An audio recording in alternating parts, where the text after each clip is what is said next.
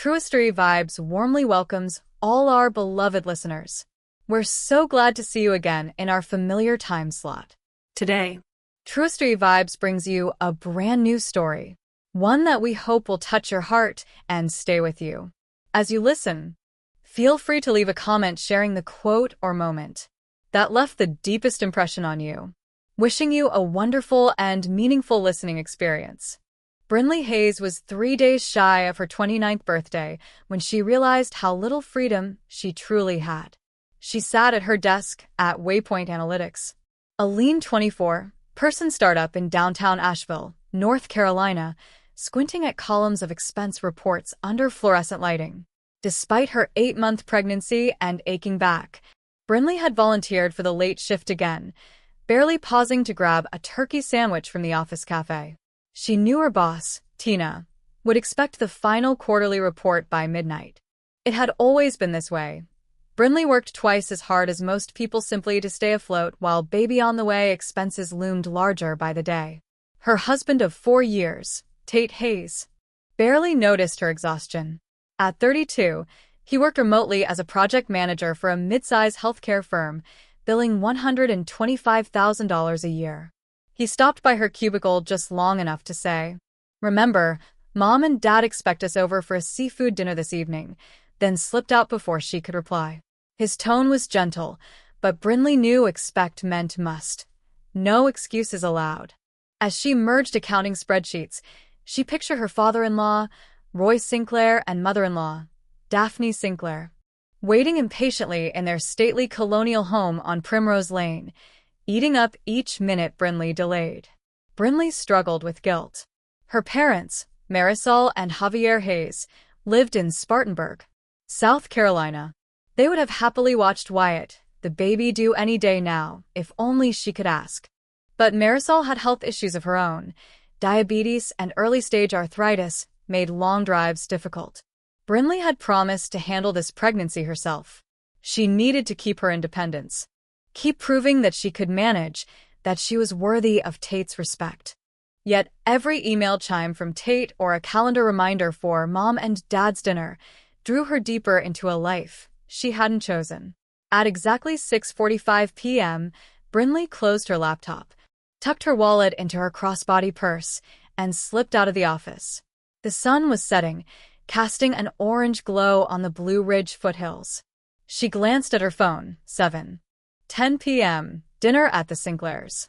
Sighing, she hailed an Uber and focused on her breathing exercises, reminding her calves and ankles to relax, lest she throw out her already sore back. She arrived at 7:30. Daphne Sinclair, impeccably dressed in a silk blouse and dark slacks, peered down at Brinley's bump from the front porch. "You're nearly an hour late," she snapped. Her posture was rigid, as though Brinley's mere arrival threatened the temperature-controlled perfection of their home. Roy, her father-in-law, stood beside her on the porch. A stoic man of 55 with salt and pepper hair and an impatient frown. Daphne's eyes narrowed as Brinley carried her handbag over her shoulder. "Traffic," Brinley said quietly, forcing a small smile. The baby kicked violently, as if in protest. Work had run late. Do-or-die deadlines at Waypoint demanded her attention, but that excuse hardly mattered here. Tate slipped out from behind Daphne, brushing a hand through his brown curls.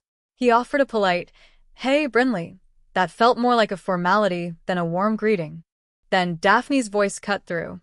"Go inside. I've got your napkins laid out, and I need you to set the table. Take those shrimp from the fridge, only the jumbo ones. Roy's been looking forward to them all week." Brinley nodded and stepped into the grand foyer. The hardwood floors gleamed beneath her black flats. Waltz music hummed in the background, one of Daphne's favorite pieces. The formal dining room was set with fine china and crystal wine glasses, their reflections dancing in the chandelier's soft glow. On the countertop, a tray of shrimp lay under a domed cover. Brinley unclipped the lid. The fragrance was heady, brine, garlic, lemon. "Those aren't fresh," Brinley whispered. "They look at least 2 days old." Daphne rolled her eyes. "The market canceled deliveries today. Stop whining and get them on ice. I don't want Mother complaining about soggy shrimp again." Brinley's heart sank. Even tiny imperfections were unacceptable here. She carried the shrimp to the sink, turned on the cold water, and scrubbed off the residual frost. She couldn't afford to argue. Once the shrimp were relabeled fresh, she tied an apron, set each place card. Roy, Daphne, Tate, Brinley, and arranged the silverware, fork, knife, teaspoon. She inhaled slowly, bracing her aching back. Tate strolled in, exuding that same easy confidence she used to admire. "You're good at this," he said. "Tell your coworkers you're a natural party host." Brinley focused on centering each wine glass, trying to keep her composure. "Thanks," she murmured, cheeks heating. Each compliment felt like a reminder that nothing she did alone was ever enough. Finally, Daphne called them to dinner. In the shadow of Roy's scrutinizing gaze, everyone took their seats. Roy, a retired mechanical engineer, tapped his napkin impatiently. Brinley offered a timid prayer for strength as she sat. Her uterus cramped slightly. She excused herself to the kitchen briefly, trying not to scare her in-laws. In Daphne's eyes, if she wavered for even a second, it meant weakness, a fatal fault. As she returned, Tate was laughing at a story Roy told about a business deal in Chicago. "You should have heard this," Roy said. "Back in '92 when I—" Brinley felt a pinch of envy. Roy's achievements fascinated Tate, never her sacrifice. She took a bite of shrimp, blanching as the garlic butter sting hit her cracked lips. Roy watched her, unimpressed. Daphne raised an eyebrow. "Not hot enough?" she asked. "Actually, it's a little peppery," Brinley answered, trying to be polite. "Peppery?" "They came right from Sanders Seafood. Do you think my son would tolerate bland shrimp?" Brinley forced a smile. "No, ma'am." Daphne returned to her lobster bisque. Roy glanced at Brinley's plate. "Is that supposed to be rare? Looks undercooked." "It's been chilled, yes," Brinley responded, shoulders stiff. "I've run it under cold water to keep it at serving temperature." Roy huffed. "Well, I don't eat cold shrimp." Silence fell. Tate leaned forward. "Dad, let's not." Brinley sat paralyzed, cradling her bump. She knew that if she defended herself, the evening would go downhill. If she stayed silent, she'd feel like a ghost haunting their perfect dinner. Roy shoved his plate back. "Fine," he barked. "Cook it again." Brinley rose, aimless. In the kitchen, she knocked her heel against a cabinet, stumbled, and nearly fell. Pain shot through her lower abdomen. She steadied herself on the counter, heart pounding. She gasped. Sweat beaded on her forehead. Tate stepped in behind her. "You okay, Brinley?" Concern flickered in his eyes, brief, shallow. "Not nearly enough. You look pale." Brinley forced a nod. "I've fine. Just need a moment." She left the kitchen without a word, her napkin fluttering on the tile floor. From the dining room doorway, she saw Roy's stern silhouette. He muttered to Daphne, "She's always been delicate." Daphne shrugged. Pregnant women these days think they're too fragile for anything. She turned back to her soup. Brinley slid into the pantry, chest heaving. The baby kicked in protest. She bit her lip to keep from sobbing. So much pressure, so many expectations, yet she felt powerless, pinned under the weight of their money and their contempt. She pressed a fist to her mouth, steadying a sob, reminding herself she would protect Wyatt at all costs. She would not break here. She would survive until he arrived. Carefully, she picked up that napkin, stepped onto the tile as ice-cold fear and determination churned in her gut. Then she returned to the table as if nothing had happened. As the family resumed conversation, Brinley lit a small flame in her chest. Enough. When she got home, she would call an Uber, gather her things, and leave. She would not let Roy's disapproval or Daphne's insults endanger her or her baby. But for now, she remained seated, masked and calm, ready to endure until dessert. Under that chandelier's harsh glow, Brinley made a silent vow. She would leave this dinner and this marriage behind, no matter the cost. In her veins, adrenaline mixed with fear. The dinner would end. Her baby was worth everything. Tonight, she would push through every insult, every judgment, every unbearable minute. because soon, Tate and his parents would see her walk away for good. And in that moment, Brinley Hayes would find peace. Brinley Hayes stepped out of the grand foyer and into the soft glow of the kitchen's recessed lighting, still reeling from the dinner's icy reception. She had suppressed the knot of anxiety in her chest, promising herself she'd endure until the end of the evening. But now, standing alone among marble countertops and stainless steel appliances, her reprieve felt short-lived. She had barely lifted a pan of jumbo shrimp into a sink of ice water when a sharp knock came at the pantry door. "Brinley," Daphne's voice called. "Table is set. Martin is waiting," Tate added from the dining room, his tone neutral, as though he'd merely asked her to pass the salt. Brinley took a deep breath, giving her reflection in the glossy pantry finish one last, tense glance. She reminded herself, just another few minutes, then she could slip away. She stepped into the dining room, squared her shoulders, and walked toward the table. Her hips and back protested with every step, a reminder that she was 8 months pregnant. Daphne sat at the head of the long mahogany table, lifting a crystal goblet of sparkling water. Roy, stern-faced and immaculately dressed, nodded at Brinley and gestured to her place setting. The chandelier overhead cast fractured rainbows across the tablecloth. On each plate, a perfectly folded napkin hinted at Daphne's obsession with presentation. Tate caught Brinley's eye and silently mouthed, "Focus." She nodded once and sat down, cradling her water glass with shaking fingers. At precisely 8:15 p.m., as the simmering shrimp dish arrived, steam curling from a stainless steel serving platter, Daphne cleared her throat. "Brinley," she said, dabbing at her lips with a white linen napkin, "did you pick up the jumbo scallops from Elwood's? Mother asked for scallops tonight." Brinley's heart sank. She placed her shrimp plate in front of Roy. "I was under the impression we were preparing shrimp for everyone, and I wasn't scheduled to pick up scallops until Wednesday." Daphne's perfectly plucked eyebrows arched. "Elwood's closed unexpectedly. I called last week to confirm. If you had checked, you would know." Roy leaned back, folding his hands as he watched Brinley with a quietly judging gaze. "You did see my email, right? I sent a reminder that we needed scallops for Mother." Flashes of guilt and panic surged through Brinley. She began, but Tate interjected, "Mom, give her a break. She's handling enough right now." "Handling enough?" Daphne repeated, her expression freezing into a mask of disapproval. "Brinley, you haven't contributed 1 cent toward the utility bills this month. Everything has been on Tate's credit cards. I expect you to learn how to budget before the baby arrives." Brinley bowed her head and felt the shrimp dish she had carefully prepared, now pointless, press against her palms. She swallowed hard and cleared her throat. "I thought bills would be divided. We discussed that last month." Daphne's lips tightened. "Discussed?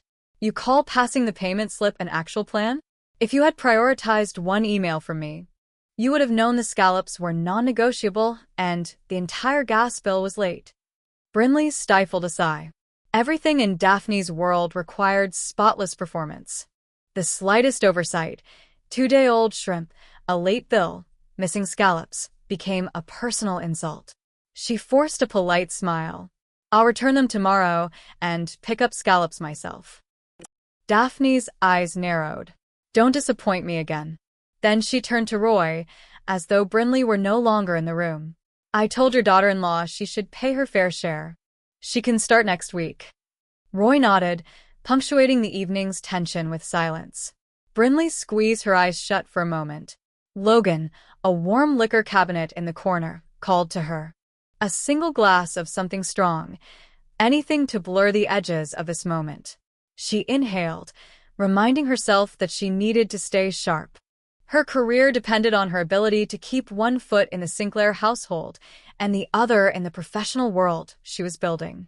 Over dinner, Daphne monopolized conversation, criticizing Brinley for every morsel she consumed, every frown she tried to hide. "You should be more careful with your diet," Daphne scolded, slicing into her own scallop. "Your mother didn't hold my hand when she was carrying Tate." Brinley forced a swallow. My doctor says I need lean protein, not cream sauce.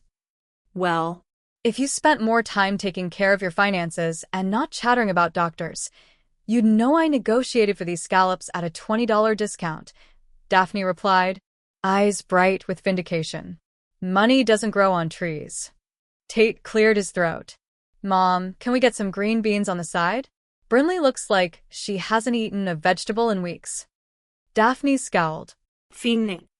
She turned to a side buffet where a tray of steamed green beans sat lifeless and pale. Brinley, warm these up. Quickly. Brinley rose carefully, her knees wanting to buckle. She reached for the tongs, heart pounding. As she scooped the green beans into a serving dish, she felt a sharp pinch in her lower back, like someone had driven an ice pick into her spine. She clenched her teeth, trying not to cry out. A dull ache radiated along her ribs. Tate glanced at her, brows knitting in concern. Bryn, are you okay? She managed a nod, focusing on the gentle hiss of the pan, the steam rising. She cracked her knuckles. Just a cramp. Maybe you should lie down later, he murmured. I'm fine. She said, forcing a smile as she carried the beans to the table. As the meal concluded, plates cleared, and dessert arrived, a homemade lemon tart. Brinley watched her in-laws' plain refusals of help. She wiped the final crumbs from her plate and said, it was delicious. Daphne pursed her lips. When you finally master the basics, budgets, cooking, and proper timing, you'll be able to hold onto a family much longer. Brinley tucked the last bite into her mouth, her jaw tightening. She forced down the tart, swallowing the sweetness swiftly, as though she could drown out the acidity of Daphne's words. Waxing polite, she offered, thank you for inviting me. Don't thank us, Roy said, his voice cold. You're part of this family now. Show some gratitude. Brinley nodded, feeling Wyatt shift and knead her bladder. She excused herself and made her way to the guest bath, an ornate powder room with marble floors and crystal fixtures. Closing the door behind her, she let out a shaky breath and slid down until her shoulders hit the cool tile. She rubbed her belly, recalling Tate's concern. He had seemed sympathetic, but a brief look from Daphne or Roy had canceled his empathy. She braced herself on the sink and tilted her head, tracing water droplets splashed across an ornate mirror. Reflected back was a woman on edge, her ribs expanding and contracting, her gaze both desperate and resolute. She would not break. Tonight she'd do one more thing. Vote on the earliest flight to Greenville. She would be gone by morning. With trembling fingers, she unlocked her phone and scaled through a travel app. Flights from Asheville to Greenville left at 6 a.m. the next day. She booked her ticket and confirmed her mother would pick her up. Hayden, the babysitter Marisol paid to watch Wyatt, would arrive promptly at 7:30 a.m. Her chest tightened, acknowledging the guilt still lodged there, the same guilt that told her she should be grateful for the luxuries of this home. For Tate's salary, for social status. But as she slid the phone into her pocket and rose, she felt a surge of relief, a fleeting taste of freedom. Slipping back into the dining room, Brinley noticed that Tate had already left for the living room to watch television. Daphne and Roy rose from the table. We're going to watch the news, Daphne said curtly. Finish up and join us. Brinley nodded silently. As she gathered her purse, she felt Wyatt kick, once, sharply, reminding her of the life she carried inside.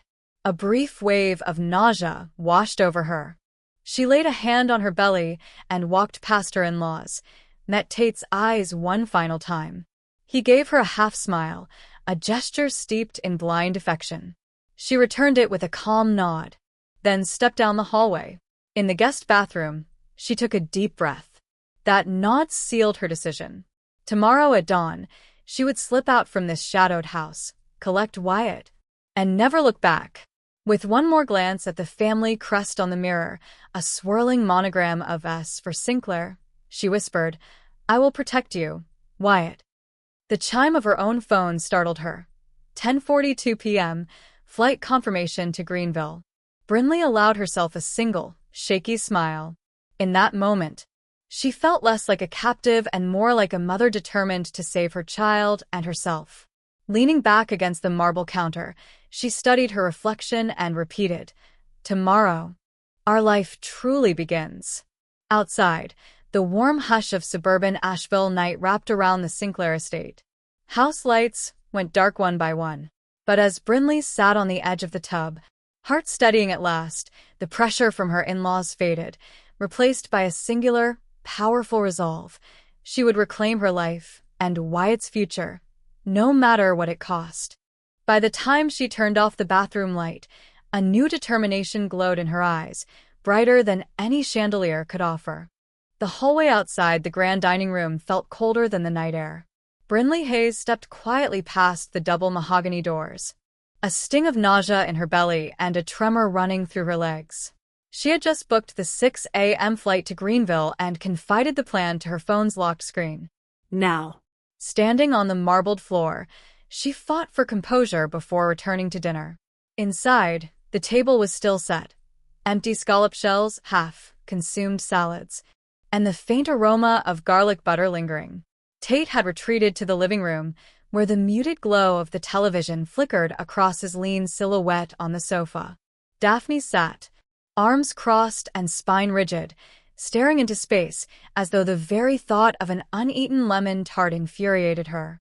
Roy tapped a fork impatiently against his plate, his forehead creased with disapproval. Brinley drew in a shaky breath. Each step toward the table was heavy with dread. She had hoped booking that flight would bring peace, but now, faced with her in-laws' unsatisfied stares, her heart hammered against her ribs. She slid into her chair, burying her shaking hands under the tablecloth. "Are you well?" Tate asked softly, his eyes meeting hers for a fleeting moment. His concern felt fragile, easily shattered by Daphne's disapproval. Brinley nodded, mustering a small, strained smile. She raised her glass, still filled with sparkling water, and sipped slowly. Daphne snapped her fingers, drawing Brinley's attention. "Finish your water. Then clear the table for dessert. I expect everything done before 10. Brinley nodded once more, each nod an effort to appear obedient. As she stood to clear her glass, a sudden, sharp cramp seized her lower abdomen. She pressed a hand against her belly, blinking back a wave of panic. Tate rose, stepping toward her. "Are you okay?" he asked again, genuine worry flickering in his eyes. "I'm fine," she replied, her voice a breathy whisper. But the cramp intensified, and she staggered. Tate lunged forward, catching her elbow before she could collapse. "Brinley, sit down," he urged, gently shepherding her back into her chair. His hand lingered on her shoulder, as if he could anchor her pain with his touch. Daphne huffed. "Stop babying her. Our guests will be here any minute." Brinley's vision blurred. She stared at the place card bearing her name, four elegant letters, Brinley, framed by gold filigree, as though that single, shining artifact admonished her weakness. She forced herself to sit upright. "Tate, bring her some water," Daphne ordered. He shot her a reproachful glance, but moved to comply. Brinley closed her eyes for a moment, centering herself. The contractions, or whatever it was, subsided slightly. Still, a clammy sweat coated her skin. Moments later, Tate knelt beside the table with a glass of ice water. "Here," he said, his voice husky. "Sip slowly." She took the glass, grateful for the cold liquid. It sluiced down her throat, soothing the raw spot left by the earlier cramp. "Much better?" Tate asked, helping her steady the glass on the table. "Thank you," she breathed. His presence was a balm, brief and bittersweet. Before they could exchange more words, a knock at the front door cut through the air. Brinley's pulse skipped. She recognized the click of Tiffany's heels, Tate's sister, whose support had always been tenuous, wavering between genuine concern and alignment with her parents. Tate rose from his chair. Daphne remained seated, a mask of superiority upon her face. Roy leaned across the table to examine the lemon tart, his expression revealing impatience. Brinley, still clutching the water glass, suddenly felt a jolt of fear, not only of her in-laws, but of the baby inside her. The next knock was softer. Tate, could you get that? Daphne said, without lifting her gaze. He complied, nudging a path through the marble-topped dining table toward the foyer. Brinley watched him go, her breathing still uneven. A moment later, Tiffany Sinclair entered. Her chestnut hair pulled into a sleek ponytail. She carried a small Salvation Army-style dish covered in foil. "Hi, everyone," she said, voice bright. Daphne cut her off. "Tiffany, tuck it away. We're not interested in your charity tonight." Tiffany's smile faltered, and she set the dish on a side table. "Just thought Lucille might like some of my lemon bars," she stammered. Then she spotted Brinley's pallor and stepped closer. "Bryn, you okay?"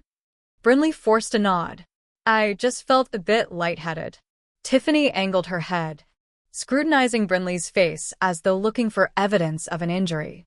Brinley closed her eyes briefly, willing the dizziness to fade. At that moment, Tate returned. "Dinner's over," he announced. "Mom, shall I take Brinley to lie down?" Daphne waved him off, her perfectly manicured nails tapping on the bamboo placemat. "No. Brinley can finish clearing up like a proper houseguest." Brinley swallowed a tremor. She stood, placing the water glass on a coaster. Each movement sent another ripple of pain through her belly. She wrapped her arms around herself. "Stay seated," Tate warned, stepping to her side. Daphne rose, collecting the plates in her arms. "Surely Brinley's strong enough," she said in a voice that dripped condescension. "I did not raise a daughter-in-law who collapses over a few scallops." Brinley's hands trembled. She bowed her head, steeling herself. She placed a hand on the corner of the table, steadying her stance. "I'll be fine," she murmured. But the room tilted as she reached for the first plate. She closed her eyes, breath hitching as another wave of pain crashed through her abdomen. The luminescent glow of the chandelier seemed to blur, its crystals refracting into shards of glass. Brinley's knees buckled. Tate caught her under the arms and sank to one knee. "You have to sit down," he said, voice urgent. Daphne stilled, her jade-green eyes narrowing. "What's wrong now?" She always has some excuse. "Let her breathe," Tate snapped, guiding Brinley to the settee in the corner. As Brinley sank onto the velvet cushions, her breathing ragged, Tiffany knelt beside her. "Brinley, please tell me you'll go to the hospital." Brinley clutched her belly, tears pooling in her eyes for the first time that evening. "I think the baby is something's." Daphne's face hardened. "We don't need more drama. If you're going to faint, do it in the kitchen." Tate reached out and dismissed his mother's words. "No," he said sharply. "We're leaving." Daphne's lips parted in outrage. "Leaving? At this hour? With dinner half cleaned? You're delusional if you think I'm letting you wreck my home." Roy stood, grim expression on his face. "Get her home, Tate. We'll finish domestic items ourselves." Tate nodded, his jaw clenched. He scooped Brinley into his arms and kissed the top of her head. "Hold on," he whispered. They left the dining room as though stepping out of a different universe. The grandeur and glare of the Sinclair mansion fading behind them as Tate carried her down the hallway. The housekeeper, Mrs. Johnson, peered from the kitchen archway in mild surprise at their sudden exit. Daphne barked orders after them. "Make sure the patio door is locked and no more family business is interrupted by fainting spells." Tate did not respond. He barely glanced back as he passed. Even Tiffany lingered by the doorway in stunned silence, but Brinley could not focus on anyone but Tate's steadfast grip. Outside, the night air was cool and still. A tinkling wind chime by the front porch rattled softly as Tate set Brinley into the passenger seat of his silver SUV. He maneuvered around her swollen belly as he closed the door gently. His concern etched across his face. "Home," he said, pulling away. Brinley clutched the seat. With each passing second, the pain became a dull, relentless surge.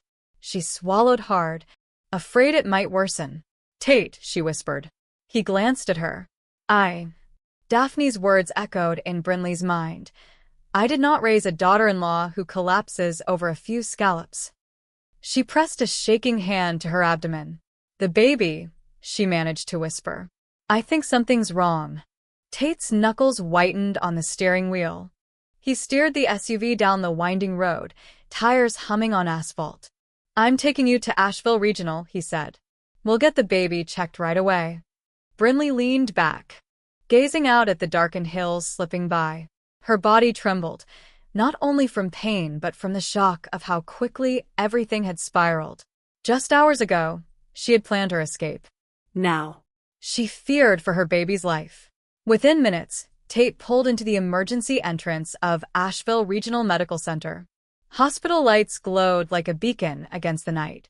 He rushed Brinley inside, the automatic doors swishing open, and a nurse in scrubs hurried to meet them. "Tate Hayes?" the nurse asked, slipping on latex gloves. "You said this is an obstetric emergency?" "Yes," he panted, gently helping Brinley lie down on a gurney. "She's 8 months pregnant." She collapsed in the house. Moment latte. Brinley lay on a narrow bed under harsh fluorescent lights. Monitors were clipped to her fingers, her abdomen, and the baby's heart rate beeped steadily but faintly. She watched Tate pace the hallway, muttering curt words and rubbing at his forehead, a single tear streaking down his cheek as he realized how deeply he'd failed her tonight. An attending physician appeared, a brisk woman with a kind face and a ready smile. "Ms. Hayes? I'm Dr. Moreno." "We're going to run some tests right away." "How far along are you?" 34 weeks. Brinley's voice wavered as she struggled to meet Dr. Moreno's gaze. "I feel the baby, moving slowly." Dr. Moreno pressed her stethoscope to Brinley's belly. "We'll get an ultrasound and see how he's doing. For now, just try to relax." Brinley closed her eyes and allowed exhaustion to wash over her. Months of stress, relentless criticism, and now, this crisis. Her breathing slowed as she focused on Tate's presence just outside the curtain, his body still tense, but undeniably there. In that moment, something inside Brinley hardened, like the hull of a ship bracing for a storm. She was determined to protect Wyatt, no matter the cost. The nurse flicked on the ultrasound machine and applied a gel to Brinley's lower abdomen. The screen lit up in grainy, gray shades. The steady flicker of a tiny heart rate appeared. Brinley exhaled a tentative breath of relief. Tate inched closer, peeking around the curtain. "Looks like he's just resting low," Dr. Moreno said with quiet reassurance. "But we need to keep you here for monitoring. I'm going to order some blood work and a non-stress test." Brinley nodded. She felt a swirl of hope. Her hands fell to her belly in a protective gesture. As Tate took her hand, Brinley squeezed it firmly. She could still feel the painful knot from dinner. But in this stark hospital hallway, it seemed, at least for a moment, to lose its power. Behind her, the door to the emergency room slid shut. The flicker of fluorescent lights hummed overhead like a promise. They were no longer trapped in the Sinclair mansion's gilded prison.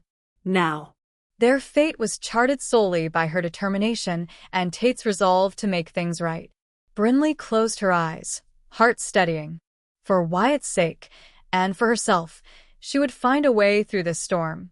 The fluorescent overhead lights in the emergency department flickered as Brinley Hayes lay on the gurney, panting, monitoring cords secured to her fingers and abdomen. Her heart throbbed with fear with every beep of the fetal monitor, amplified in the tense silence. Dr. Moreno, tall and focused, hovered nearby, reviewing spreadsheets of vital signs. "Tate Hayes?" Dr. Moreno said, glancing up. "We're prepping for an emergency C-section. Your wife is experiencing preterm labor with concerning vital signs. Her blood pressure is elevated, and the baby's heart rate is dipping intermittently." Tate, hunched by Brinley's side, squeezed her hand so hard she winced but didn't complain. "Do whatever you need to do," he said, voice thick with panic. "Keep my son safe." Brinley felt a haze settle over her consciousness. She nodded once, determined to stay awake. The last memory of home, of her in-laws' harsh words, faded as shouts of nurses and blurs of scrubs enveloped her. "Let's move," a nurse called, jacking the gurney upward. Brinley's eyes fluttered shut for a second, and Tate whispered, "Stay with me." His thumb rubbed gentle circles over hers. She forced her eyelids to stay open. A swift stream of intravenous fluid filled her right arm. An oxygen mask settled over her mouth. One scrub nurse clipped a cuff to her blood pressure line. Another applied heart monitors to her chest. Brinley tried to breathe steadily, counting each inhale as another tether to keep her conscious. In the hallway, Dr. Moreno barked orders to the surgical team. Nurse, prepare for a level 3 C-section. Anesthesia. Dr. Hargrove, the on-call anesthesiologist, appeared at Brinley's side. Mrs. Hayes, we're going to give you spinal anesthesia. You'll feel pressure but no pain. Brinley blinked, voice quivering. Okay. I trust you. Her fingers tightened around Tate's. He leaned in close. I love you, he whispered. Glancing between Brinley's trembling eyes and the rushing team, he forced himself to breathe. The gurney glided into the oar. The door swung closed with a thunk. Brinley's head tilted back on the pillow, pupils tracking the bright, circular overhead lights. Dr. Hargrove inserted the spinal block next to her lower spine. A jolt went through her back, her legs numbing instantly. She shivered, the world buzzing at the edges. Tate, we need you behind that glass door, a nurse instructed. He nodded without hesitation and stepped out.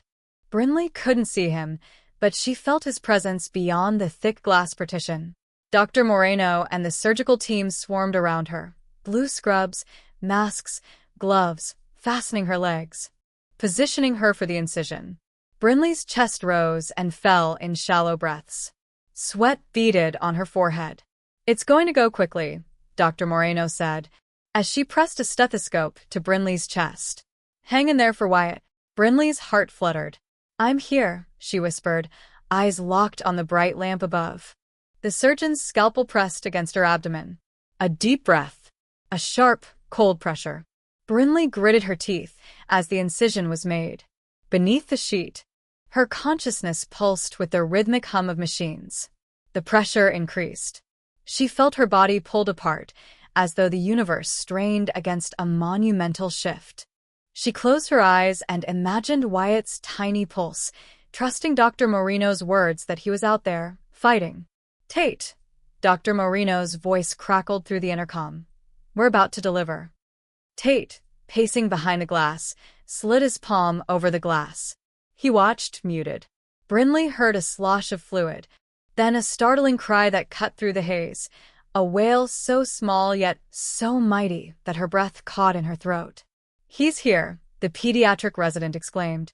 A tiny figure was held aloft for just a moment before placed onto a radiant warming table. Brinley's world exploded with relief and terror as nurses wrapped him. The pad of taped monitoring electrodes clung to his skin. His arms and legs trembled on the table's heating surface. Wyatt's heartbeat is strong, a nurse said. She carefully suctioned fluid from his lungs. He's a bit underweight, 1.45 kilograms, but breathing on his own. We'll transfer him to the NICU. Brinley managed to whisper, Wyatt, as tears pricked her eyes. The anesthesiologist adjusted her flushing more fluid through her vein. Brinley's chest felt tight, her lungs swollen. Dr. Moreno scribbled a few notes and leaned down. Good job, Brinley. You did well. Brinley attempted a nod, though her body wouldn't cooperate. She felt dizzy, every inch of her body spent. Mr. Hayes. Dr. Moreno's voice slid through. Brinley craned her head. She saw Tate's red-rimmed eyes pressed against the glass, wiping away tears. Your son is in the NICU, stable so far. We need to close you up, but you two will have a chance to see each other soon. Tate pressed a hand to the glass. Brinley's eyes locked onto the small form of Wyatt, swaddled in white. His chest rising and falling in measured beats. A thin thread of oxygen taped to his tiny face. He let out a faint squeak as he settled into the incubator. Tate mouthed, I love you, as the doctors sutured Brinley's incision. Her legs still numb, she fought to follow his gaze. She blinked back, tears double sweet, relief and anguish coexisting. Minutes later, the team finished closing the incision. A final sheet of antiseptic gauze covered Brinley's abdomen. Nurses whisked her gurney out of the oar. Tate rushed out beside her. stumbling to keep pace as they rolled her down the sterile hallways. "Hold on, love," he murmured. "He's waiting for you." Brinley's breath was shallow. "I know," she whispered back, her voice trembling. The gurney slowed beside a dashed green door labeled NICU, restricted access. A nurse in scrubs opened it, ushering Tate through first, then Brinley. The sudden quiet in the NICU was almost reverent, rows of incubators illuminated by soft blue lights and the hum of ventilators. Shadowy figures of nurses bustled in the background, checking monitors, scribbling notes. Tate's grip tightened on Brinley's hand as he guided her to the second incubator from the left. A nurse stood by, adjusting the controls.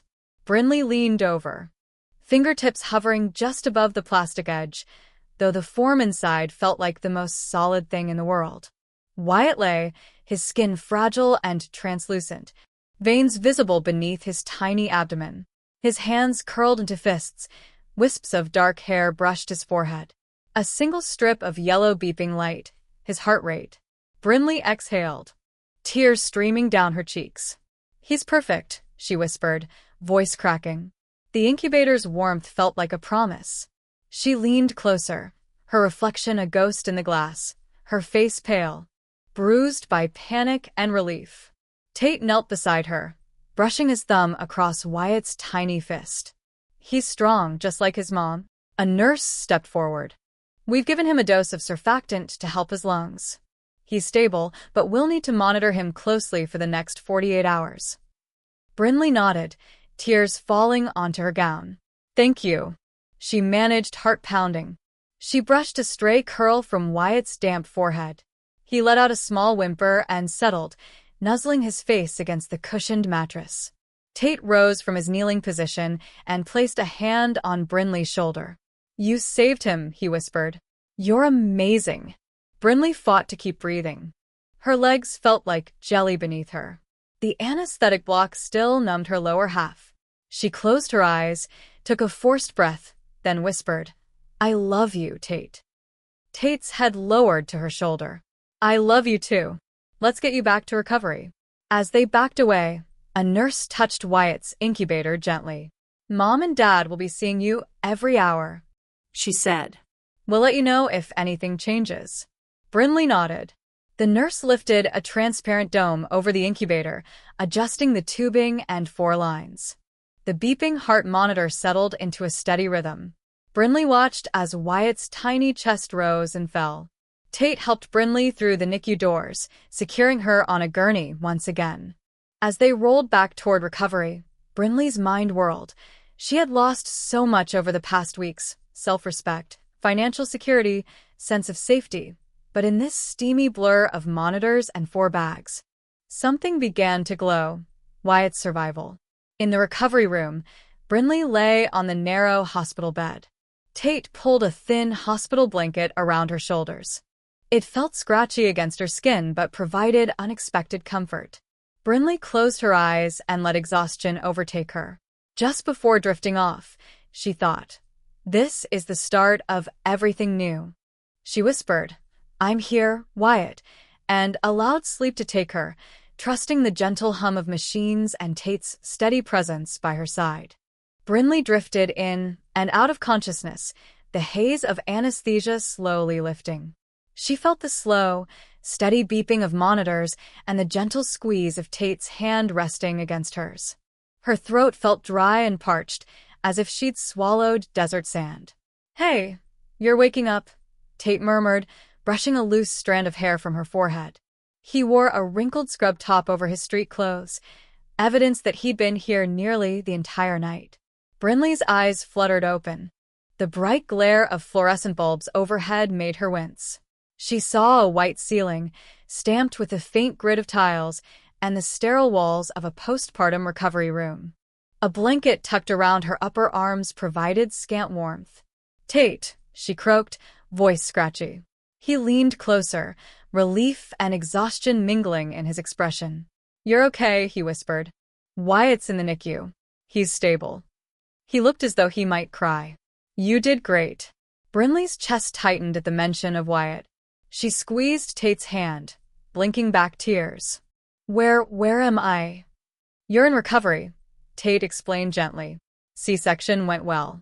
They say you'll need a couple days to rest, but you're out of danger. She tried to nod, remembering bits and pieces, the scalpel's pressure, the tiny cry of her son, the swirl of harsh lights. And before that, the Sinclair mansion, her mother-in-law's scorn. As her mind cleared, the harsh clarity of her situation struck her. Tate had been only marginally supportive, but now he was here, holding her hand. Their son was safe. Yet she felt a hollow ache at the thought of returning to that house, returning to Tate's relentless family pressures. She drew in a shaky breath and forced herself to speak. Tate, she began slowly, each word measured. I can't go back there. He frowned, concern deepening in his eyes. Let's get you home first. Home here, he said, gesturing around the hospital room. Then we'll figure everything out. Brinley closed her eyes, picturing the grand foyer of the Sinclair home, the cold indifference on Daphne's face, Roy's disapproving stare. She inhaled and exhaled slowly. Whatever time she had left to hold onto the fragile piece of the hospital, she needed to decide now. When she opened her eyes, they were wide with resolve. No, She said firmly. I can't even think about going back there. Tate's brow rose. We'll be together. No, she interrupted, her voice softer but unyielding. We won't. She paused, swallowing hard. I can't live under that roof anymore. I signed those papers, Tate. I want a divorce. He looked stunned, the hope draining out of his face. Bryn, you're still dizzy. You've been through trauma. Just rest. She clasped his hand, trembling. I need you to listen. This is me at my clearest. Those people, Daphne, Roy, they hate me. They made me watch you stand by when I was in pain. Even now, I can't stand the thought of their pitying glances. Her chest tightened as tears welled. I can't trust them with Wyatt or with me. Tate's lips parted, but no words came. Brinley pressed on, determination stealing her voice. You saw me try to please them. I did everything right. Ran errands, cooked scallops. Endured their insults, and they still crushed me. I nearly lost Wyatt because of their ridicule and your inaction. She shivered, partly from lingering anesthesia, partly from conviction. Wyatt needs a mother willing to protect him. If I go back, they'll never let me be that. So I won't go back. We're done. Tate's eyes clouded with guilt and sorrow. He clasped her hand tighter. Bryn, I'm sorry. I was scared. I didn't know how to stand up to them. She let out a brittle laugh. That's just it. Your fear cost us so much. She looked at him, tears shining. You weren't there when I needed you most. I needed you to defend me. You didn't. The machines hummed. Brinley fought the dizziness as she looked at Tate. I know you love our son. But if we stay together, I'll always feel like a prisoner in that house. Wyatt deserves a home without their poison. Her voice cracked. I can't do this anymore. Tate's shoulders slumped. He closed his eyes and nodded, swallowing hard. Okay, he whispered. I understand. Brinley let tears slip down her cheeks. She kissed his knuckles. Thank you for being here. He leaned over and kissed her forehead. I'm sorry, Bryn. She breathed in and out, watching Tate turn away, pulled by regret and the weight of her words. In that moment, the hospital room, its crisp sheets and antiseptic scent, felt like a sanctuary she never wanted to leave. Brinley closed her eyes, clinging to the sensation of Tate's hand in hers. Though her heart ached at the loss of her marriage, hope bloomed. She would rebuild her life on her own terms. In her quiet resolve, she made a new vow. Nothing would threaten their small family again. Brinley Hayes awoke to the soft beeping of a vital signs monitor and pale morning sunlight filtering through the blinds. The hospital recovery room felt impossibly still compared to the chaos of the past days. Daphne's tirades, the emergency C-section, the sterile rush of the NICU. For a moment, she let herself bask in that stillness. Beside her, on a narrow recliner, Tate slept in plastic scrubs, dark circles under his eyes. Brinley closed her own eyes. letting gratitude and relief wash over her. Wyatt was alive, stable, fighting for every breath in that incubator, and she was done living under someone else's subsidiary's roof. A soft knock sounded on the door. Marisol Hayes, Brinley's mother, slipped inside, her cardigan draped around her shoulders. "Sweetie, how are you feeling?" she asked gently, approaching the bed. "Better than I've felt in weeks," Brinley said, forcing a small smile. She pointed at the recliner. "Tate needed to catch some sleep. He's been here all night." Marisol nodded, her gaze drifting to Tate's sleeping form. She turned back to Brinley and brushed a strand of hair from her daughter's forehead. "I called Hayden. She'll be here at noon. You can rest. I'll bring you breakfast." Brinley's heart clenched. She sat up carefully, the incision line on her belly taut and tender. "Thank you, Mom." Marisol leaned forward and kissed Brinley's cheek. "We've got a lot to talk about, but first, let's focus on you and Wyatt. You're both my priority." A few hours later, after a quiet breakfast of Greek yogurt and fresh fruit, a NICU nurse wheeled a bassinet into the room. Inside lay Wyatt, tiny, wrapped in a pale blue blanket, his face scrunched in sleep. Brinley's chest tightened with love so intense it left her breathless. She reached out to touch his little hand, marveling that something this small could feel so strong. "He's getting stronger every day," the nurse said, adjusting the oxygen line. "We'll keep him for another 24 hours or so, but if all goes well, you can take him home soon." Wyatt let out a delicate whimper. Brinley placed a fingertip against his tiny palm. "I can't wait to bring you home, buddy," she whispered. That afternoon, Brinley and Tate walked hand in hand through the hospital corridors, down to the NICU. Despite the tension, Tate's half-hearted apologies for his earlier inaction, the grief in his eyes over how they'd reached this point, their shared focus was Wyatt. When they arrived, a nurse helped them hold Wyatt for the first time skin to skin. Brinley wept tears that weren't all sorrow. They were tears of gratitude, of relief, and the raw hope of a mother ready to build a new life. The following morning, Brinley packed her few belongings and sat in her hospital bed, watching Tate help her into his car. The Sinclair mansion was a place she never wanted to see again. Instead, she would go home to her true family in Greenville. Marisol's arms enveloped Brinley in a warm hug when they arrived at her townhouse near downtown Greenville. The walls were painted a calming shade of dove gray, and framed family photos held pride of place on the mantel. In the kitchen, sunlight danced across a bowl of fresh fruit and a casserole dish Marisol had prepared. A basket of clean baby clothes sat by the sink, pink and blue onesies neatly folded. Brinley sank onto the couch and released a shaky breath. "It's good to be home." Marisol tucked a blanket around her daughter's legs. "Home is where you belong," she said.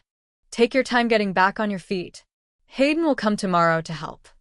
That evening, as Marisol heated up tuna melts and prepared formula bottles, Brinley felt a flicker of something she hadn't felt in months. Possibility. She remembered a conversation she'd had with a friend at Waypoint before everything had fallen apart. She dreamed of launching her own small business, an online shop selling curated, handmade baby items and home decor. She'd loved the idea but never had the time or courage. Now, with divorce papers signed and Tate gone, she had to forge her own path. Over the next week, Brinley focused on two priorities: recovering physically and caring for Wyatt. She took her pain medication as prescribed, limited her activity to short walks around the block, and practiced deep breathing to strengthen her lungs. Hayden arrived each morning to help with Wyatt's feedings and diaper changes, giving Brinley precious hours to rest. Between naps and feeds, Brinley scavenged tutorials and articles online. She pored over e-commerce platforms, Shopify, Etsy, WooCommerce, learning how to set up an online storefront. She researched suppliers for organic cotton baby blankets, biodegradable diapers, and custom wooden mobiles. She sent an email to her former boss at Waypoint, Tina, explaining the new business idea and requesting files of consumer trend data for baby products. A small spark of excitement grew inside her as she began crafting her brand, Craft and Heart. For her first product, she decided on hand-stitched swaddle blankets with minimalist hand-drawn animal prints. She ordered enough fabric and embroidery floss to make a dozen samples. On a Saturday morning, Brinley sat at her sewing machine in her mother's craft nook, an alcove off the living room with a long wooden table and shelves stacked with colorful fabrics. As the machine whirred, she felt a surprising sense of peace. Each stitch felt like a vow to herself. She would rise from the wreckage of her old life and build something lasting for Wyatt. By midweek, Brinley had shared photos of her first swaddle blankets on Instagram and Facebook, tagging new Craft and Heart accounts she set up. The response was modest but encouraging. Several friends and local parents liked the images, and a former coworker in Nashville asked if she could pre-order 2 blankets. Brinley's heart fluttered, equal parts exhilaration and nerves. She spent that evening placing the first small wholesale order for fabric and wooden packaging boxes emblazoned with her logo. Meanwhile, word of Brinley's new venture spread in Greenville's community. Her mother shared the Instagram page with other parents at church, and local mom-and-pop shops expressed interest in stocking Craft and Heart items. A coffee shop on Main Street offered her a corner of their chalkboard to list her website. Each tiny nod of approval bolstered her confidence. Physical recovery progressed. Brinley eliminated her walker, opting for sturdy sneakers and careful steps. At 2 weeks postpartum, she took Wyatt for his first walk in his car seat stroller, the crisp Greenville air filling her lungs. Marisol trailed behind, answering neighbors' questions with a reassuring smile. Yes, Brinley is doing well, and he's such a strong little guy. Pedestrians offered congratulations as they passed. Brinley met each "Congratulations on your baby" with a steady nod. But it was the ease of conversation about her new business that surprised her most. Check out Craft and Heart online. Adorable blankets. The phrase felt like a talisman, personal and empowering.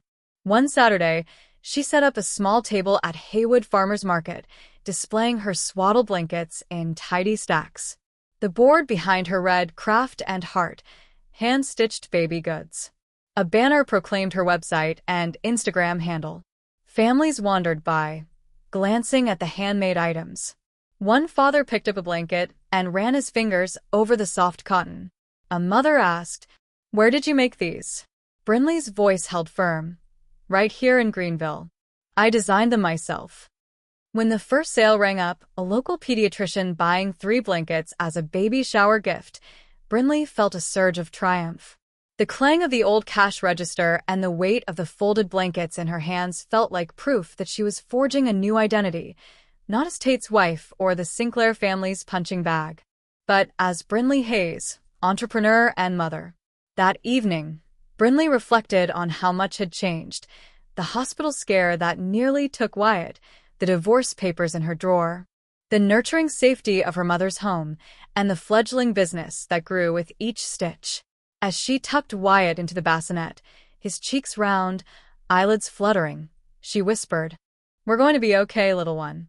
Marisol joined her at the door, placing a gentle hand on Brinley's shoulder. "I'm proud of you," she said, her voice soft but firm. "You've rebuilt everything from scratch." Brinley smiled, leaning into her mother's warmth. The path forward would be challenging, managing taxes, balancing product orders, and sleepless nights with a newborn. But as she looked at Wyatt's chest rising and falling in peaceful sleep, she embraced her new life, a life crafted with love, resilience, and unwavering dedication. And so, in the heart of Greenville, amid shaded streets and welcoming neighbors, Brinley Hayes began to stitch together a fresh start. One blanket, one order, one breath at a time. Morning light filtered through the curtains of Brinley Hayes's guest bedroom, where she had temporarily settled while recovering from her C-section. A faint buzz of traffic drifted in from the street, mingling with the coo of her son, Wyatt, in his bassinet on the opposite side of the room. Brinley sat on the edge of the bed, gently cradling Wyatt's tiny hand. She traced his fingers with her thumb, still marveling that someone so small could hold such immense strength in each breath. Her phone buzzed on the nightstand. It was a text from her mother. "Cordelia Monroe called this morning. She's desperate. Can you talk?" Cordelia Monroe was an acquaintance through a local church group. Once, they had exchanged pleasantries at a fundraiser. Brinley hadn't expected anything more than kind conversation. Yet the tone of the text hinted at an emergency. She typed back, "Yes, Mom. I'll call her after Wyatt's morning feeding." An hour later, with Wyatt contentedly latching, Brinley dialed Cordelia. "Ms. Monroe?" "Brinley," Cordelia said, her voice trembling. "Thank God you answered. Can you please come to Greenville Memorial?" I don't know what else to do." Brinley's heart sank. "Of course. I'll be there in 20 minutes." Cordelia explained that her only son, Elliot Monroe, had been in a motorcycle accident 8 months ago. Weeks of surgeries had followed, leaving him with a spinal injury that confined him to a hospital bed in the rehabilitation wing. Cordelia, a retired schoolteacher, had depleted her savings to cover medical bills. With her health deteriorating and debts piling, she feared losing the house she and her late husband had owned for 30 years. Now, she needed someone to care for Elliot, someone dependable who could help her avoid bankruptcy. Wyatt tucked safely into a car seat carrier, Brinley arrived at Greenville Memorial Hospital's south entrance. She single-handedly lifted him onto the first few steps before an orderly swung the door open. The antiseptic smell and the low hum of machines greeted her, bringing back memories of her own stay.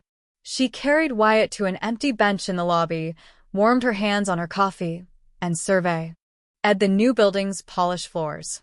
A nurse in scrubs appeared, holding open a set of double doors marked Rehabilitation Wing. "You must be Mrs. Hayes," the nurse said warmly. "Dr. Williams mentioned you were coming." Brinley stood and followed her down a corridor lined with motivational posters. Clusters of wheelchairs and walkers gathered outside rooms, patients greeting one another with nods. The nurse paused. "OU. Side room 407, knocking softly." "Cordelia," she called. The door opened, revealing a slender woman in her late 50s, hair a soft silver bob, wearing a cashmere cardigan.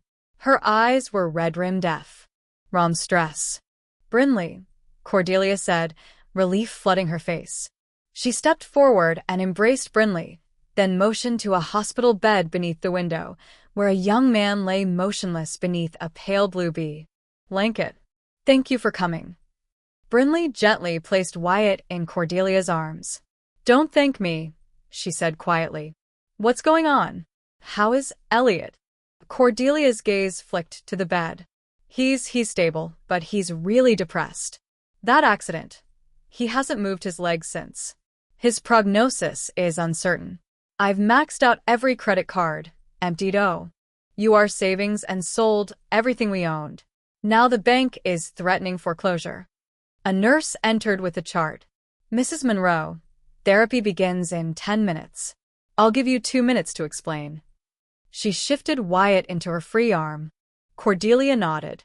"Dr. Williams wants to start aggressive physical therapy again. I can't afford to keep him here if I lose this house. That's why I called you. My lawyer suggested a financial arrangement.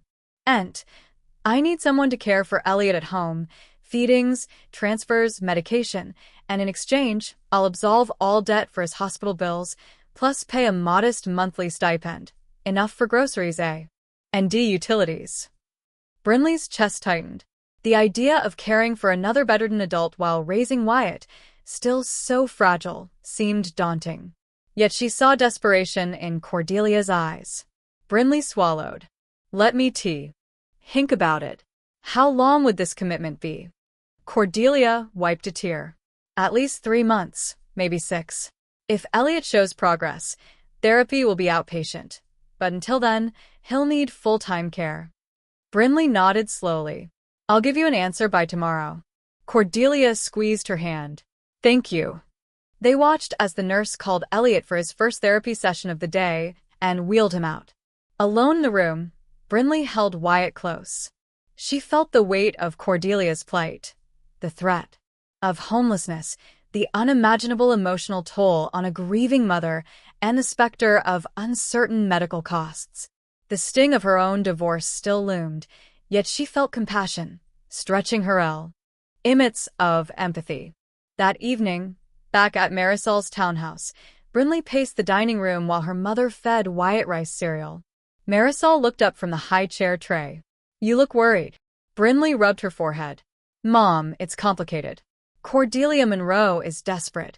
She needs someone to care for Elliot, her paralyzed son, at home. In exchange, she'll clear all my debt from the NICU and cover our rent for the next 6 months."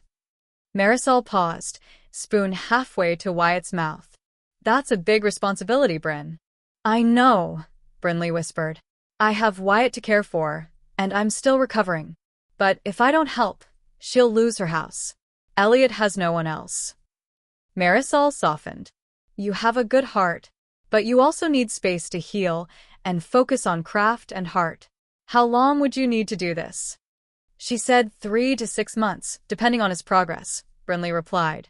"She'll send a nurse from the hospital for a few hours a day, but the rest is on me. Transfers, meals, scheduling therapy, too. Renting him in bed." Marisol wiped Wyatt's mouth. "You have Hayden's help for Wyatt, and I can come for a mois or 2.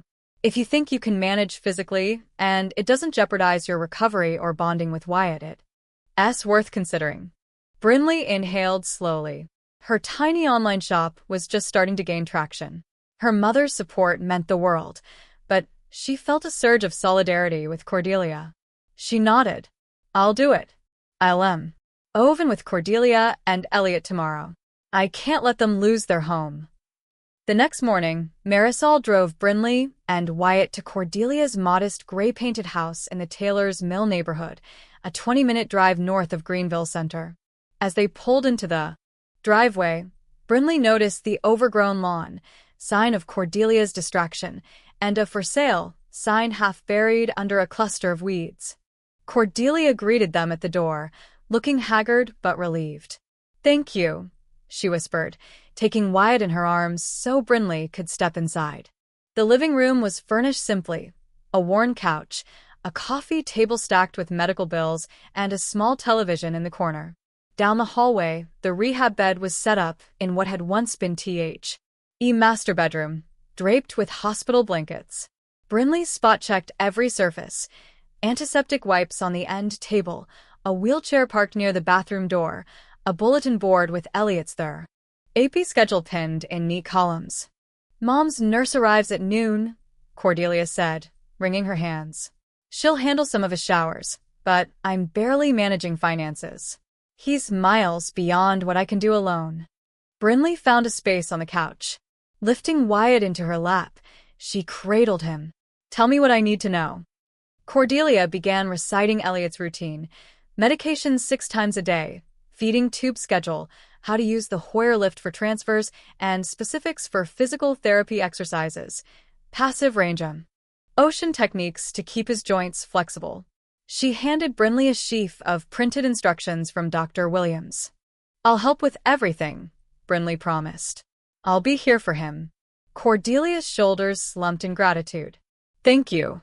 Over the next hour, Cordelia guided Brinley through the motions: how to adjust Elliot's recliner bed so his head stayed propped for feeding, how to flush his G-tube, how to position pillows to prevent bed sores, and how to read the alarms on his oxygen tank. Brinley absorbed every detail, her resolve hardening with each new responsibility. When the nurse, Lindsay, arrived, Brinley watched closely, asking questions. "How do I manage his pain schedule? What signs mean I should call an ambulance? How do I turn him safely every 2 hours?" Lindsay paused, impressed by Brinley's attentiveness. "You're a quick study," she said. "It's a lot, but Elliot's lucky to have you." Lindsay performed a quick assessment, measured Elliot's vitals, checked his 4-line, noted the body temperature, then left to run errands. Cordelia offered Brinley a hot cup of tea, and the 2 women sat in silence for a moment, listening to the faint hum of the hospital bed pump. The next weeks were a whirlwind of caregiving. Each morning, Brinley woke at 6 a.m., prepared formula for Wyatt, and then dressed him for daycare, a detail Cordelia insisted on to minimize bacterial exposure for Elliot. By 8 a.m., Wyatt was in Hayden's capable hands, and Brinley returned home to assist with Elliot's morning therapy session. Using the Hoyer lift, she and Cordelia transferred him from bed to wheelchair. Therapist Amy arrived, guiding Brinley through safe handling techniques. Brinley listened intently, jotting notes in a small planner. Roll him every 2 hours to prevent sores. Check oxygen line before transfers. Exercises. Ankle pumps. Gentle hip flexion. Between feedings and transfers, Brinley logged requests for swaddle blanket restocks and processed online orders on her laptop. She squeezed in a quick stretch when Cordelia ran to pay a bill.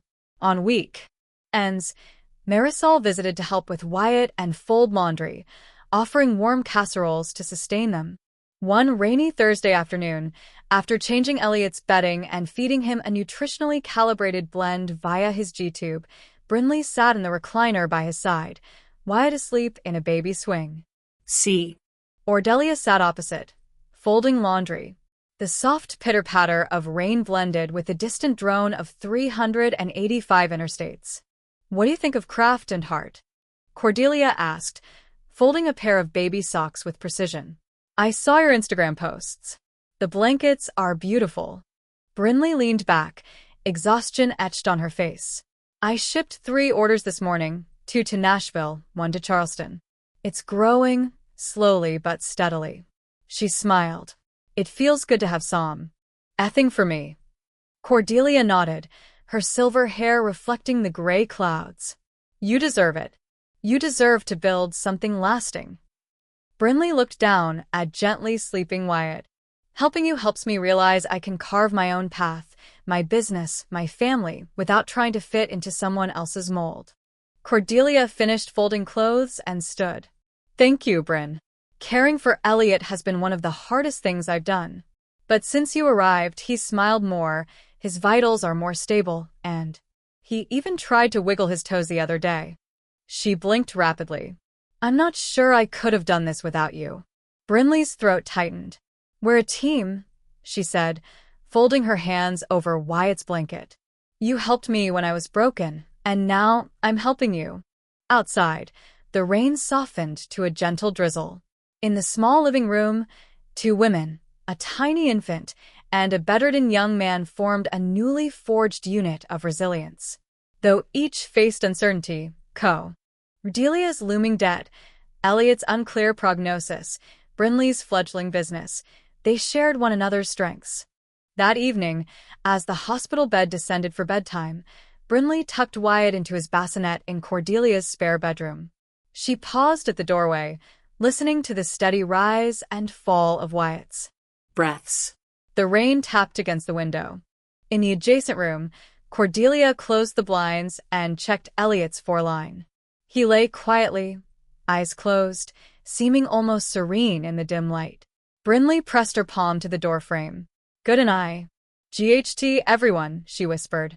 Cordelia turned, offering a soft smile. "Good night, Bryn." Brinley nodded, tugging off her shoes.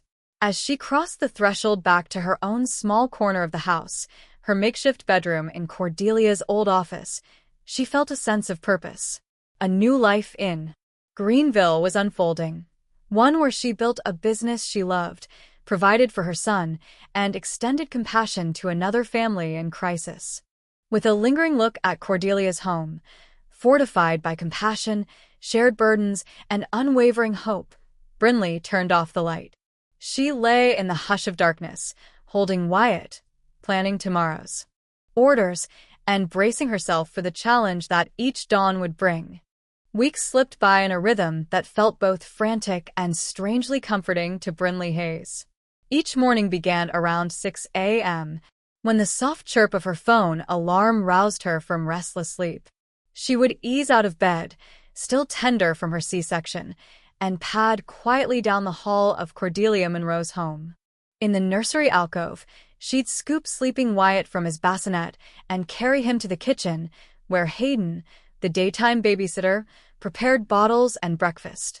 Hayden would take Wyatt on early walks around the neighborhood's quiet streets. Meanwhile, Brinley would fill her coffee mug and review craft and heart orders on her laptop. sending packing details to her part-time assistant, Morgan, who was studying graphic design at Clemson. By 8 a.m., Brinley would say goodbye to Hayden and Wyatt, then head down the hallway to Elliot's room. Cordelia, whose own aches and exhaustion seemed ever-present, would already be there, adjusting pillows behind Elliot's back. Brinley greeted Elliot with a gentle good morning and helped Cordelia position him upright in his wheelchair. He was still unable to move his legs independently, but his arms were strong, and his spirits steadily brightened under Brinley's care. "Morning, Bryn," Elliot would say in a voice that was huskier than before, a soft rasp, a reminder of the accident that forever changed his life. He offered a small, tired smile. "How's Wyatt today?" Brinley's chest warmed at the sound of his voice. "He slept until 7 o'clock. He's happy with Hayden today, didn't fuss at all." She brushed a strand of hair from his forehead. "And I shipped your sponsor's blanket orders this morning. 12 sets total. Charleston, Nashville. 1 to Atlanta." Elliot gazed fondly at her. "I saw the updates online. They're beautiful." It was such a simple exchange. "How's Wyatt?" "And your blankets are selling." But these moments were building blocks for something stronger than either of them expected. At 9 a.m. sharp, a physical therapist named Amy arrived. The trio set up Elliot's therapy area, a padded table at hip height, a cluster of resistance bands, and an array of hand grips. The first week, Brinley had watched as Amy moved Elliot's legs gently, encouraging passive motion, then asked him to attempt ankle pumps and knee lifts. Though the movements were slight, just a few millimeters, each twitch beneath his skin was a victory. "You're doing great, Elliot," Amy would say, her tone professional but warm. "Focus on the muscle groups near your hips. You have the strength. We just need time." Elliot's jaw clenched as he tried to lift his right foot, veins popping on his forehead. Brinley hovered close, offering her hand for support. When he managed a half-inch of movement, she let out a thrilled gasp. "You did it." He exhaled, shoulders slumping in exhaustion. Yet the pride shone vividly in his eyes. "Thanks," he rasped. "Can you help me back into the chair?" Each afternoon, Cordelia returned from errands to find Brinley and Elliot engaged in quiet conversation. Brinley would sit at the end of his bed, Wyatt swaddled in a ring sling across her chest, and read aloud from news articles or new orders coming in. Sometimes she'd sketch ideas for upcoming blanket designs, baby foxes, minimalist whales, flipping the pages of her notebook and inviting his input. "I think a woodland theme could do well," she said one afternoon, showing him a rough pencil sketch. The room was bathed in afternoon sun, filtering through wooden blinds and casting warm stripes across Cordelia's quilt. Elliot, fingers tracing the edge of the page, glanced up and nodded. "I love it. Something about those gentle animals, their resilience, it resonates." Surprised by the depth of connection he offered, Brinley's heart thudded. "You saw my sketch day before yesterday?" she asked, remembering how she'd accidentally left her notebook on the desk. He smiled shyly. "I peeked. I'm glad you're here." Her cheeks warmed. "And I'm glad you're willing to share your thoughts." She brushed his t-shirt sleeve, the gesture simple, yet charged with unspoken promise. Week by week, progress mounted. By the end of the second week, Elliot was able to do seated marching motions, lifting one knee at a time, alternating, while Brinley counted out loud and encouraged him. His legs trembled like newborn fawns finding their balance, but he kept going. With each incremental success, his smiles grew broader. Brinley started incorporating small rewards, a fresh iced tea from Cordelia's garden mint, a new piece of sculpture from a local artist, to reinforce progress. Meanwhile, craft and hearts orders trickled into dozens. Late nights found Brinley hunched over her sewing machine, Wyatt asleep in his bassinet beside her. She stitched by the glow of a desk lamp, her fingers nimble even when exhaustion clawed at her eyelids. In those quiet hours, she often found herself thinking of Elliot, wondering how his day had gone. If the therapy had been particularly grueling, at times, she discovered herself reaching for her phone to send him an encouraging text. "You rocked therapy today. Proud of you." Each time, Her thumb hovered over the send button for a second, then tapped it without second thoughts. Though the debt for care arrangement had initially felt transactional, a straightforward way to free Cordelia from financial ruin, the boundaries between caretaker and camaraderie gradually blurred. One Friday evening, as Brinley tidied Elliot's side table and rearranged his pain medication to align with a new schedule, he looked up at her. "Do you ever take a moment to rest?" he asked, his voice soft enough that she almost didn't hear. She paused, folding a fresh hospital gown. She stopped, searching for honesty. "Honestly? Not as often as I should. Between Wyatt, the blankets, therapy, it's hard to find time." He pointed to the old recliner by the window.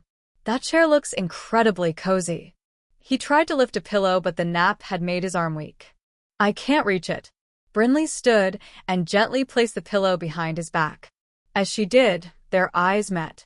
In that steady gaze, she sensed a kind understanding, a silent acknowledgement of the weariness they both carried. "Thank you," he said, voice thick with emotion. She turned away abruptly, not trusting her heart to navigate the moment. "You're welcome," she whispered.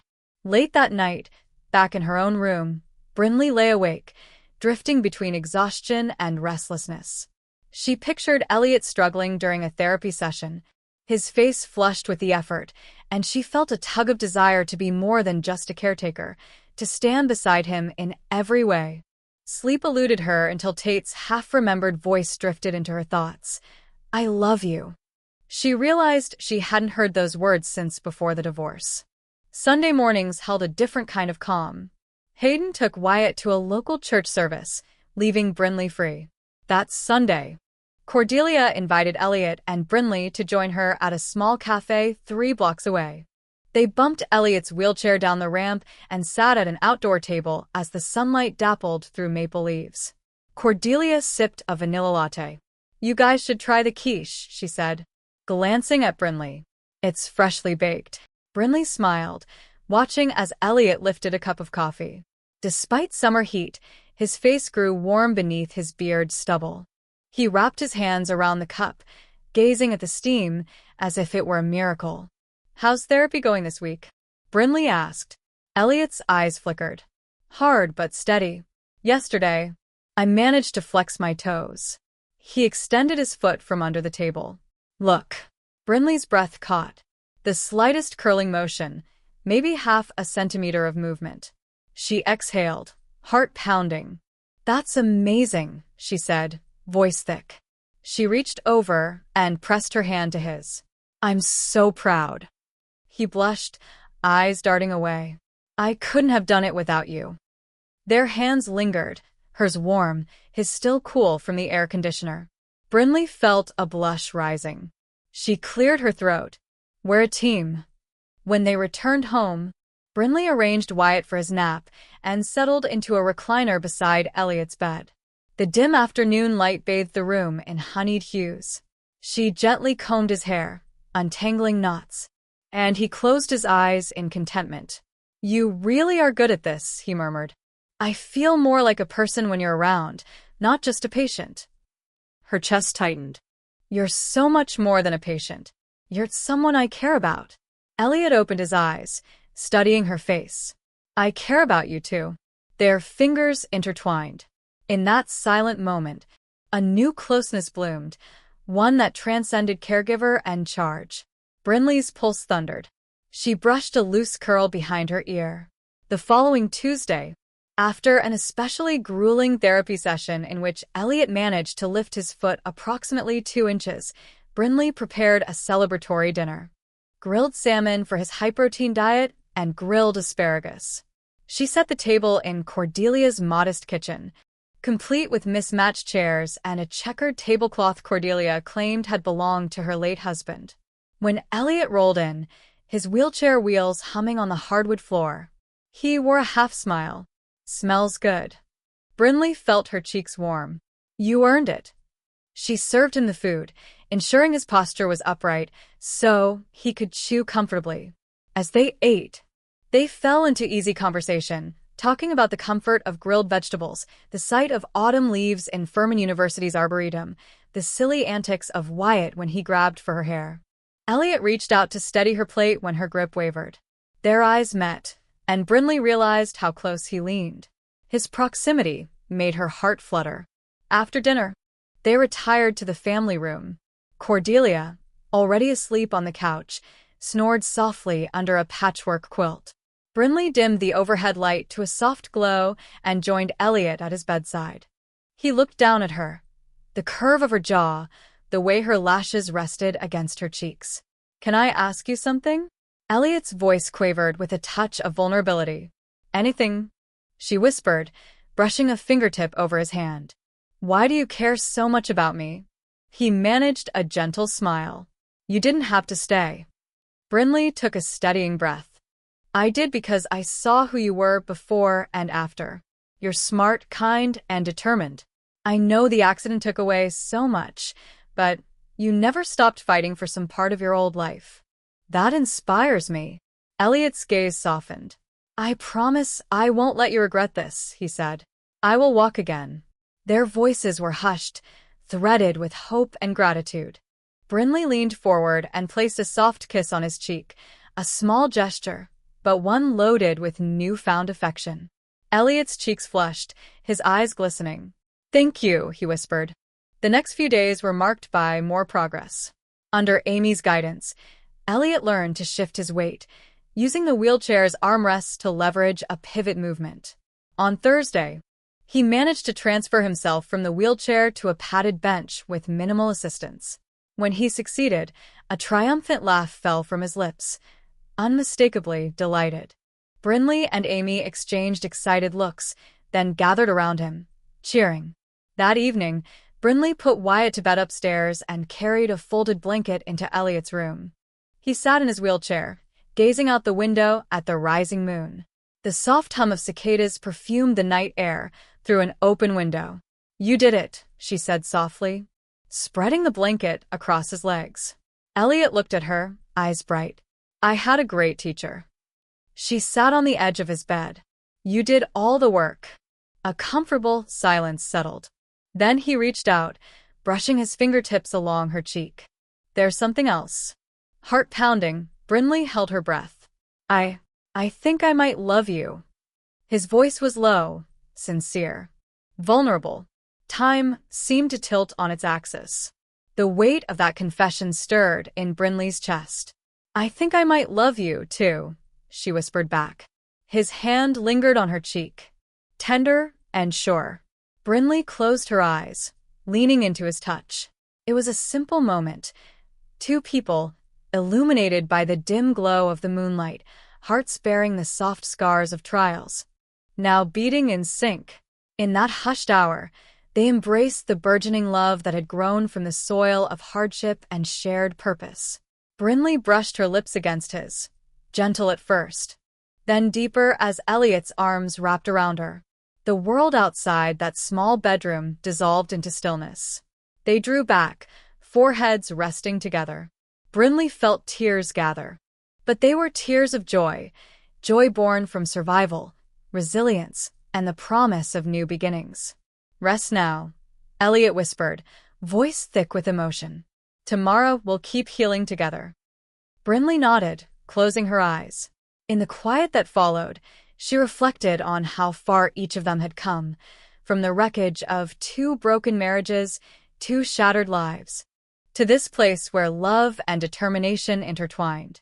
The hum of the night faded into slumber, and as Brinley laid her head next to Elliot's on the pillow, she felt a profound peace.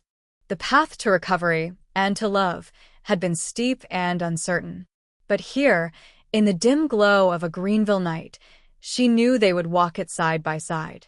A crisp autumn breeze rattled the golden leaves along South Main Street as Brinley Hayes rolled Wyatt's stroller toward Greenville's historic Falls Park. She had arranged to meet her coworker Dexter Cole for a quick coffee and an Instagram photo shoot to promote Craft and Heart's upcoming holiday blankets. Though her gut fluttered with nerves, balancing a newborn, helping Elliot recover, and running a budding business left her plate very full, She relied on Dexter's marketing savvy to keep craft and heart growing. By 10 a.m., the cafe's front tables were already buzzing with weekend chatter. Dexter, wearing a charcoal cardigan over a Henley and khaki chinos, waved from a corner table.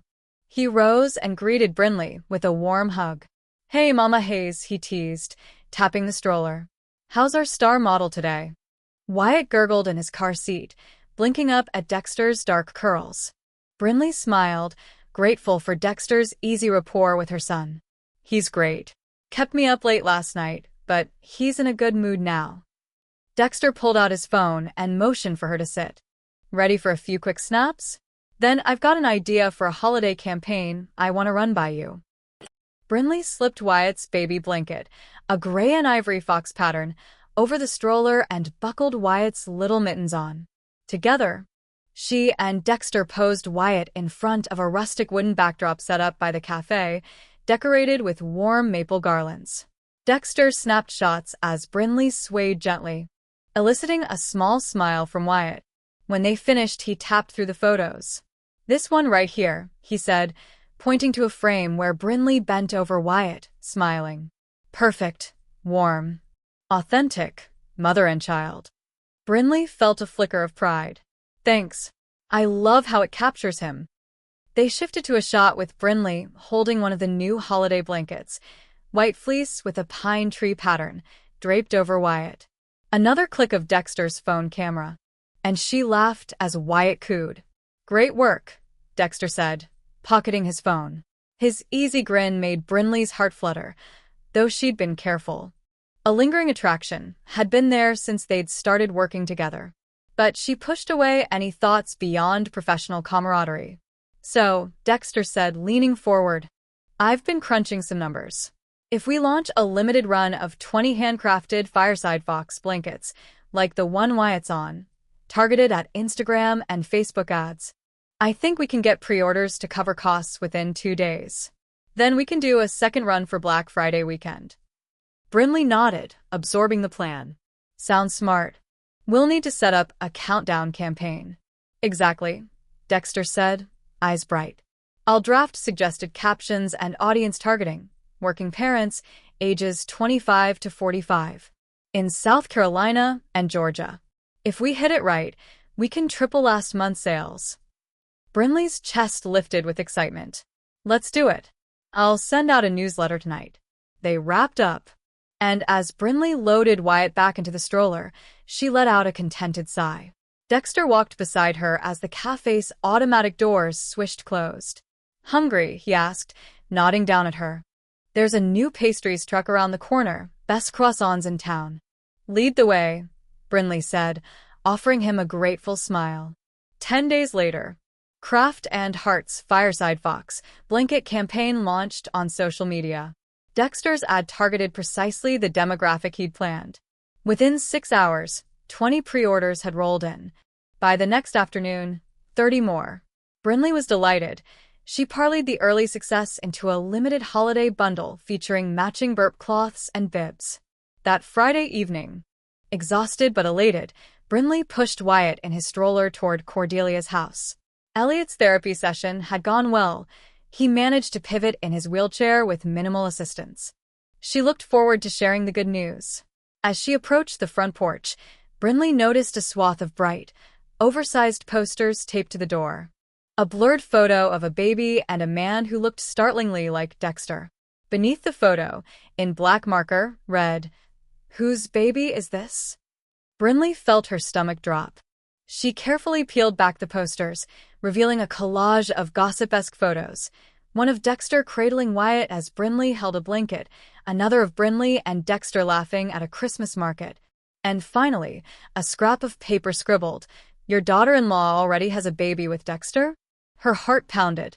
These posters must be from someone outside Elliot's family. No way Cordelia or Elliot would put this up. She felt tears sting her eyes. How could someone, whoever did this, spread such vicious rumors?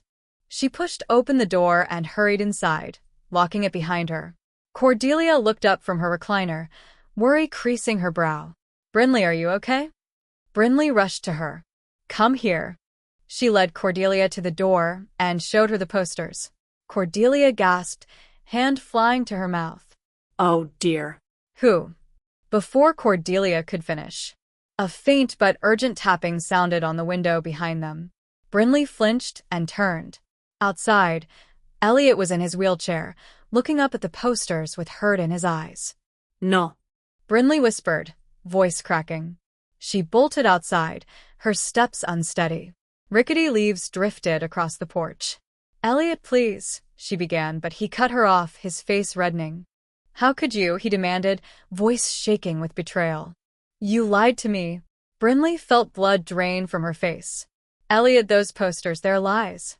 You know me. You and Dexter. He spat the names like a curse. I see those pictures of you two with a baby. I thought that was our child. How could you have a baby without me? Tears sprung to her eyes. Wyatt is my son, no one else's. I had him with Tate. Before you and I. You had him with Tate? Elliot's voice grew unsteady with grief and fury. Why didn't you tell me? All this time, I thought I failed you. I never told you because I was healing from my divorce, Brinley said, pleading. Wyatt was born before I met you. I never meant to hide him. I was focused on care, business. I didn't know how to say it. Elliot's expression wavered between anger and heartbreak. So, you made me feel like you loved me all this time, and I was caring for someone else's baby? Brinley's voice cracked. I love you. I never lied about Wyatt. He's been here, always with me. Those pictures you saw? That was Dexter holding Wyatt because he's great with kids. We took some family photos for the Fireside Fox blanket campaign. I never told you because I didn't want you to feel excluded, but I see now how that backfired. Elliot's shoulders slumped. He looked at the posters again, a mixture of shame and relief in his eyes. I'm sorry. Brinley gently reached for his hand. I'm sorry too. I should have been honest about Wyatt from the start. I was afraid you'd pull away. Elliot closed his eyes and exhaled a long, shaky breath. I thought all those smiles were because you were happy with me, not because of Tate or something else. His voice cracked with the weight of his feelings. Brinley took a step closer, wiping away her own tears. Nothing can change how I feel about you. Every day I've spent helping you heal, I've fallen more in love with you. Wyatt was never. Elliot gripped her hand. I'm such a fool. She shook her head. No. You're someone who cares. That means everything to me. He studied her, mouth firm, eyes raw. Then he wrapped his arms around Brinley and held her tight, as though to dispel every lingering doubt. She closed her eyes and pressed her cheek against his shoulder, letting him hold her. Behind them, the bright posters fluttered in the evening breeze. When they pulled apart, Elliot's voice was soft. I'm sorry for doubting you. Brinley leaned forward and kissed his cheek. I forgive you. They stood on the porch together, bowing heads beneath the twilight sky. In the hush that followed, Cordelia appeared at the threshold, her expression a blend of relief and lingering anger at whoever had posted the lies. She swept the torn posters from the door with a harsh rip and tucked them into a trash bag. Elliot watched her for a moment, admiration glowing in his eyes. Mom, thank you for being here. Cordelia nodded, her own tears faint in her eyes. I'm sorry you had to see that, Elliot. I don't know who did it. We'll find out, Elliot said, voice resolute. He turned back to Brinley. Let's go inside. As they entered the warm glow of Cordelia's home, Brinley felt a surge of gratitude for having cleared the air.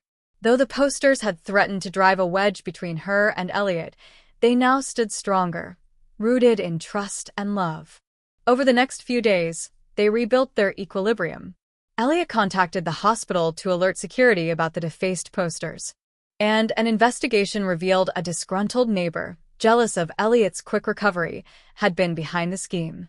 The neighbor was issued a cease and desist, and local gossip rallied in support of Brinley and Elliot. As winter deepened, Elliot's progress continued. He could now stand for brief moments with the aid of parallel bars, and his legs bore partial weight under physical therapy supervision. Brinley continued to supply fresh batches of Fireside Fox blankets. Dexter's holiday campaign soared, with craft and heart-fulfilling orders that extended from South Carolina to New York.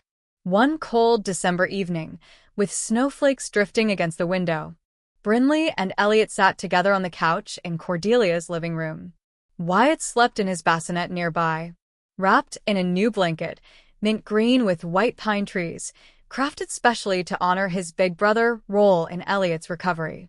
Soft music filtered from the old radio. Elliot wrapped an arm around Brinley's shoulders. "I can't believe how far we've come," he murmured, tracing her cheek. "You've given me a second chance at life, Bryn." Brinley leaned into him. "You gave me hope, too. When I thought I was falling apart, you showed me strength." He kissed the top of her head and held her close. "We'll keep healing together." She nodded, pressing her hand against his. Together. Outside, the wind carried more snow across South Main Street, draping Greenville in a gentle hush. Inside, the warmth of trust, forgiveness, and unwavering love lit the room more brightly than any holiday display ever could. Brinley Hayes awoke one crisp March morning to the soft chirping of birds outside her bedroom window. Pale sunlight filtered through the light green curtains of the guest room at Cordelia's house, where she and Wyatt had spent the past 2 months. The gentle hum of the thermostat and the faint scent of mint tea lingered in the air. She stretched, feeling an unexpected flutter in her lower abdomen, familiar yet undeniably different than the comforting kicks she'd felt from Wyatt. She lay still for a moment, allowing memory to surface. The first hint of nausea 3 days ago, so gentle she brushed it aside, the sudden toll of fatigue that had followed.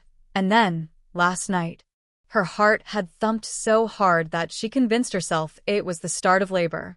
But as she opened her eyes and reached for the small drawer beside her bed, she knew why her body felt so oddly tender. 2 faint vertical lines on the home pregnancy test. Her breath caught. For years ago, she would have greeted this news with panic. The Sinclair family's suffocating demands had taught her to dread anything that threatened her semblance of control. But now, enveloped in Cordelia's warm kitchen and bolstered by Elliot's love, she felt a swell of joy instead of fear. Her fingers trembled as she examined the test again, as if to confirm what she already knew. She was carrying Wyatt's baby brother or sister. Slipping from the bed, she tiptoed toward the door. Down the hallway, she could hear Wyatt cooing in the nursery, his first morning calls. She gently opened the door to find Hayden sitting on the floor beside Wyatt's bassinet, swapping diapers and humming a lullaby. "Still awake?" Brinley whispered, trying to keep her voice steady. Hayden looked up with a warm smile. "Couldn't sleep. How's my guy this morning?" She lifted Wyatt, and his blue eyes blinked sleepily. Brinley inhaled the scent of baby's breath and cotton. "Perfect," Brinley said softly. She returned to her bedroom to gather her thoughts, then rejoined Hayden in the nursery. Carefully, she placed Wyatt in a crib and retrieved a swaddled blanket. As Hayden prepared bottles, Brinley sank to the floor beside her, clutching the positive test. "Hayden, I'm pregnant again." Hayden paused mid-bottle, eyes widening. "Brinley, that's amazing." She set the bottle down and enfolded Brinley in a hug. "Congratulations." Brinley's tears came in a rush. "I'm happy. I really am." "We'll get you to the doctor," Hayden said, rising and collecting Wyatt. "But first, let's make sure you're okay." Later that morning, Emily Cross, the obstetrician who had overseen Wyatt's birth, examined Brinley and confirmed a 6-week healthy pregnancy. Emily's gentle smile and professional confidence eased any lingering anxiety. "You're in excellent health, Brinley," Emily said, patting an ultrasound gel onto Brinley's belly. Within moments, the screen flashed a tiny flicker, the baby's heartbeat. "There's your little one," she said. "Strong and steady." Brinley exhaled in relief, tears glinting in her eyes. Emily measured the crown rump length and nodded. "Due around mid-October," she said. "With your history, I'd recommend regular checkups, but I think you'll have a smooth pregnancy." "Thank you," Brinley whispered, her heart soaring. By late spring, Cordelia's home was filled with the sound of Wyatt's laughter, Elliot's encouraging exclamations during his final rehabilitation sessions, and Brinley's quiet hum as she worked on new blanket designs. After 6 months of dedicated therapy, Elliot had transitioned from his wheelchair onto a set of lightweight leg braces and a walker. He celebrated each incremental milestone, standing unassisted for brief moments without strap support, taking 3 tentative steps down the hallway, often turning and smiling at Brinley, who punched the air with excitement. Their life had settled into a comfortable routine, one that Brinley could never have imagined when she first arrived. Mornings began with feeding Wyatt in the sunlit nursery. Then, while Hayden cared for Wyatt, Brinley attended Elliot's outpatient therapy sessions. Often, she and Elliot walked side by side on Greenville's Walnut Street, focusing on gait training, the crisp spring air full of blooming azaleas along the sidewalks. During one such walk, Brinley allowed herself a moment to look at Elliot's determined face. Even as his legs shook with every step, his eyes gleamed with pride and resilience. She placed a gentle hand on his lower back. "You're doing so well," she said, voice soft. "I'm so proud of you." Elliot turned to her, his expression warm. "I wouldn't have come this far without you," he replied. "You believed in me when I doubted I'd ever walk again." Brinley brushed a wisp of hair off his forehead. "You believed in me too. When I was lost, you helped me find purpose." His gaze met hers for a long moment. Then the topic shifted to Wyatt's upcoming first birthday and the new blanket styles she was designing: peppermint stripes, woodland wreaths, and a Monroe family custom pattern featuring intertwined fir trees. Between chats about therapy exercises and craft and heart orders, their bond had grown deeper, rooted in shared hope and unwavering support. Summer arrived, and with it, the joyful chaos of Wyatt's first birthday. Marisol flew in from Spartanburg, bringing homemade peach cobbler and a leather-bound baby book. Hayden decorated the backyard with balloons. Dexter Cole crafted a custom, 9 months and counting calendar for Brinley's ongoing pregnancy milestone posts. Cordelia baked a vanilla cake. And Elliot, walking steadily with one arm around Brinley's waist, placed a candle in a small cake for Wyatt's smash cake session. Brinley beamed as Wyatt, in his happy first birthday onesie, cautiously sank his fingers into the sweet frosting. Elliot held him steady, offering bites of fruit between frosting digs. Brinley watched the scene, her son's delight, her parents' pride, and Elliot's doting gaze. When night fell and the festivities wound down, Brinley led Wyatt upstairs to his new owl-themed crib. She tucked a brand-new Monroe family blanket around him and settled onto the rocking chair. Below, she heard Cordelia and Elliot quietly clearing dishes, laughter drifting up like gentle music. She rested her hand on her slightly rounder belly, imagining the tiny ghost of a heartbeat flickering behind her skin. The next morning, Elliot arrived to pick her up, as he did on Tuesdays and Thursdays, to escort her to a prenatal checkup. They traveled side by side in his silver sedan, blue Mississippi license plates seen through the windshield. Brinley felt a softness in her chest as she placed her hand on his calf. At Greenville Women's Health, the ultrasound tech led her to a cool examination room. Elliot settled in a chair beside her, nervously tapping his fingers. The tech applied ultrasound gel and lowered the transducer. Brinley held her breath as the fuzzy black and white image resolved into a tiny skeleton pulsing with life. "There's a strong heartbeat," the tech said, pointing to the flicker. "About 140 beats per minute." Brinley exhaled with relief. Liberated tears slid down her cheeks. Elliot reached out to cup her hand.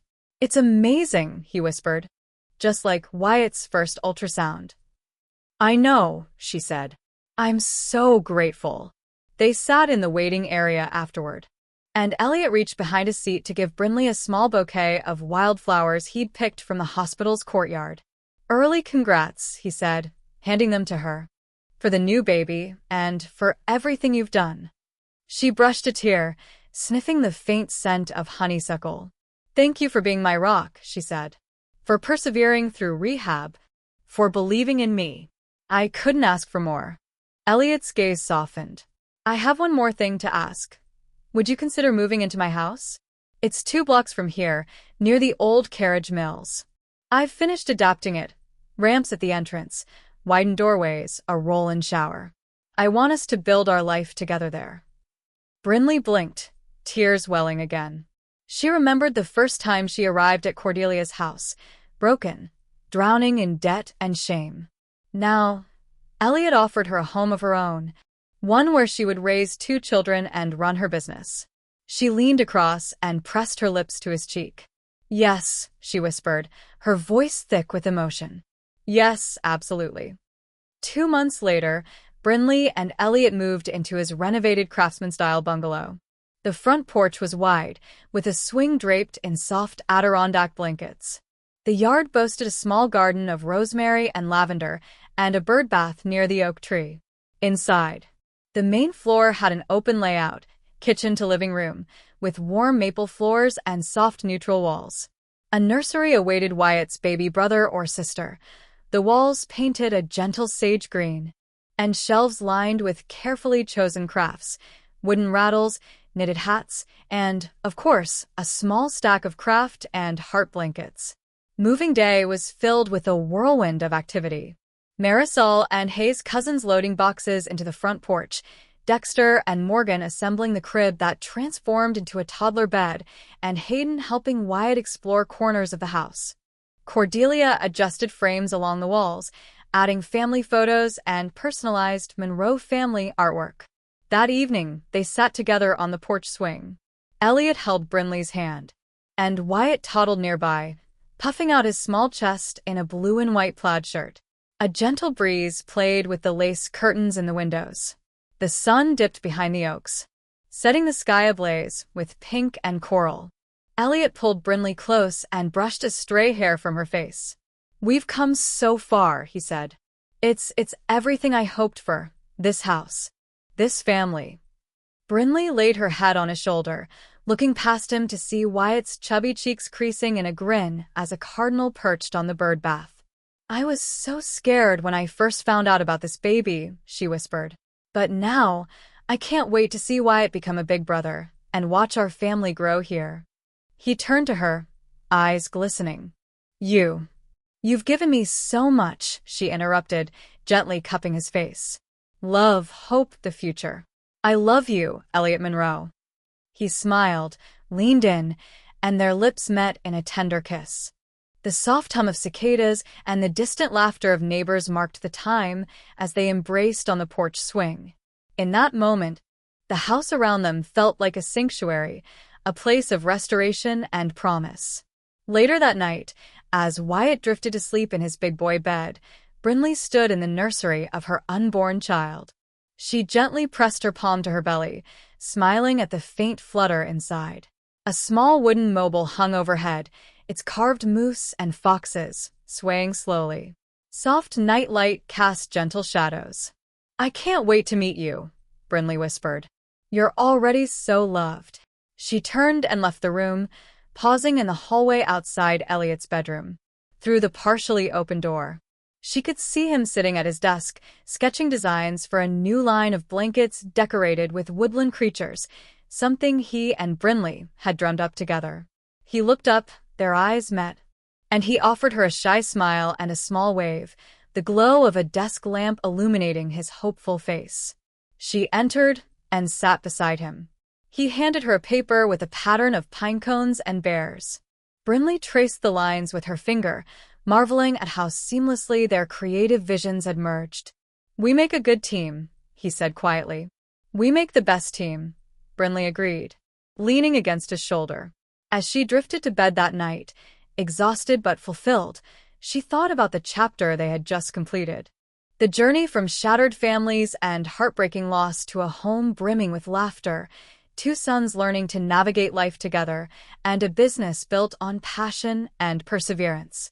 Outside, the first crocuses of spring peeked through the ground, promising renewal, growth, and a future bright with possibility. In the stillness, Brinley's swelling belly felt like a heartbeat echoing within her own. The gentle rise and fall with each breath reminded her of how far she had come, From the stifling demands of a childhood defined by shame, to solitude after divorce, to the blossoming of love and a second chance at motherhood. And as her eyelids drifted closed, she whispered, "Thank you for the struggles and triumphs that led her here, for the unwavering love that had found its way into her life, and for the family she would soon complete." Tomorrow, the sun would rise again on Greenville, on her home, on her husband, on her sons, and on a life that had been utterly transformed by love, resilience, and the promise of new beginnings. And that brings us to the end of today's story on TrueStory Vibes. Don't forget to leave a comment with a quote or moment that touched you the most. Your words give our team the motivation to keep creating more heartfelt stories. Thank you for listening, and we'll see you again soon.